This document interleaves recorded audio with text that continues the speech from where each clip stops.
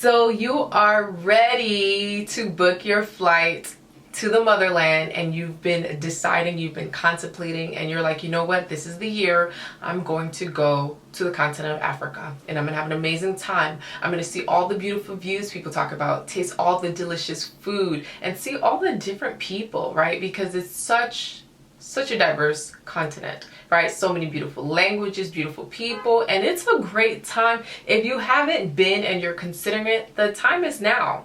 But don't let these flight deals discourage you, please. That is the first and foremost thing that I want you to know. Do not let these flight deals scare you from deciding that you're going to book that trip. Because before you go, before you start booking that trip, before you start planning, before you take flight, you need to be ready to just accept that flying to Africa can be costly. If you've been following me and you've been a part of my private group chats, been following me on TikTok, on Instagram, or here on YouTube, and you've been able to take advantage of a lot of the things that I've been sharing, and to be able to take advantage of some amazing flight deals and just different ways to get your flight price reduced, then you've probably seen some flight deals round trip flying to somewhere in Africa for $600 or less, right? I mean, I've seen flights even in the 300s, and that's kind of rare. It's not kind of rare, it is rare. Okay, so typically on a normal average day, you can pay up to 1,000 plus. I mean, 2,000 round trip.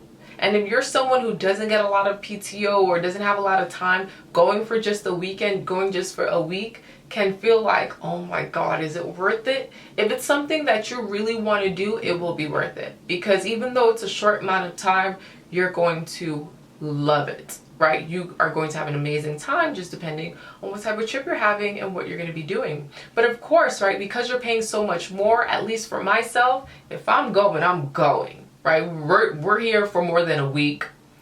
If we can do a month, I'm doing it, right? I am planning to be here for a long time. But with that, it comes a small cost, right? Transportation can be a little costly. Once you get on the continent, once you're in that city, transportation can cost you a lot.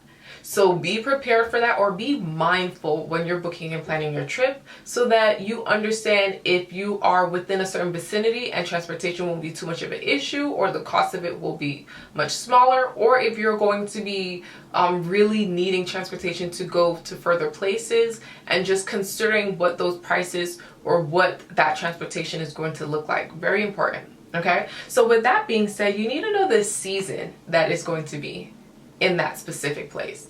Because remember, Africa is huge, right? It's not a country, it's a continent.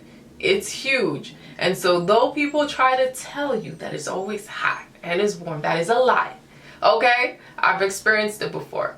It can get cold. So you want to know the season that you're going to be going to at that point in time of your trip, so that you can dress properly, and then also you can understand what type of trip you may be having. Because if you think you're going to be laying out and just having fun in the sun and it's freezing, you won't be doing that, right? And so then that also will take it into account where you're going to go, right? The type of trip that you want to have in the season that is going to be can determine whether you go now, whether you go later, or whether you go to one country or you go to another. So remember, every single country is not the same. You can go and see similarities, or certain things might remind you of another place, but the experience can be completely different, and so can the temperature, right? So be ready